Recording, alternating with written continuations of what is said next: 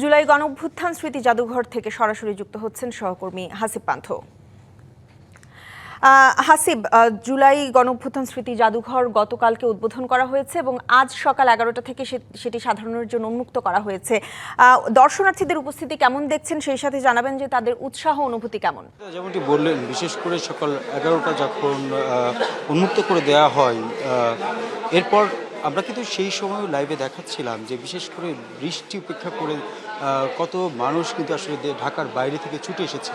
আর আমি যদি এখনকার অবস্থার কথা বলি, ঠিক আমার পাশের চিত্রটা আমি একটু দেখাবো যে আমরা যেই জুলাই স্মৃতি জাদুঘরের ভেতরেই আছি, বিশেষ করে যেই রুমটি আমাদের পাশে রয়েছে, যেখানে সেই শেখ হাসিনার সেই লাল টেলিফোন, সেখানে দেখুন যে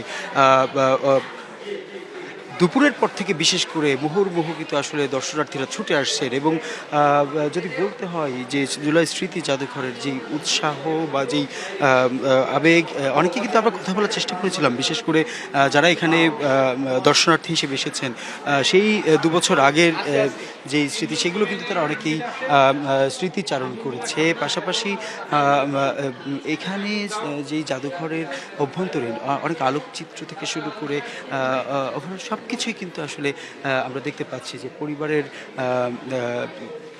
যারা রয়েছেন তাদেরকে, তারা প্রতিটি সদস্যদেরকে নিয়ে কিন্তু এখানে আসছেন। এবং আমরা একটু কথা বলার চেষ্টা করব। আপনি কোত্থেকে এসেছেন এবং কখন এসেছেন? আমি আদাবর 1 থেকে এসেছি। কখন এসেছেন? কারা কারা? 11টা। পরিবারের সকলে মিলে? জি।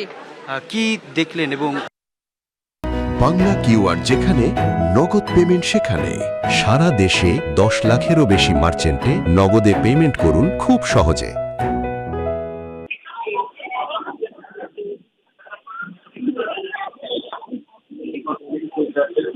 আমি কি কথা বলবো, কখন এসেছেন এবং কি কি দেখলেন? জুলাই গণঅভ্যুত্থান স্মৃতি জাদুঘর থেকে দর্শনার্থীদের অনুভূতি জানাচ্ছিলেন সহকর্মী হাসিব পান্থ।